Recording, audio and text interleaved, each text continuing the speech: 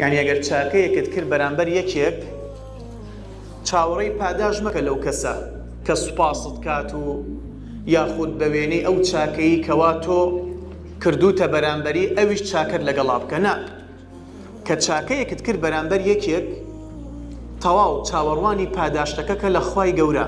تۆ ئەگەر بێت و چاوەڕێی پاداشت نەبێ لە بەرامبەرەکەت، بێگومان ئەگەر بەرامبەرەکەت خراپەیشی کرد بەرامبەرت، تۆ لە پێناوی خوای گەورە تەحەموولەکەی.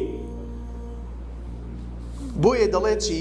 دەڵێ ئەم هۆکارە کە ئینسان چاوەڕوانی پاداش بێ لە خوای گەورە پاڵنەرێکە و هاندەرێکە کە تۆ ئەخلاقت بەرز بێت و ڕەوشتت بەرز بێ. چۆن؟ ئەگەر بێت و ئەم خەسڵەتت تێدا نەبێت، من ئەمڕۆ چاکەیەکم لەگەڵ تۆ کرد، ئەگەر پاداشتەکەم نەدەیتەوە من چییە بم لە ڕێگای خۆم تووڕە بم لێت، ئەڵێم فڵان کەس من چاکەم لەگەڵی کرد کەچی ئەو هیچ سوپاسمی نەکرد یان وەڵامی چاکەکەمی نەدایەوە، ئەها تووشی چی هاتی؟ تووشی غەیبەت هاتی و بەرامبەر ئەوەش حقت لە دڵتا دروست دەبێت.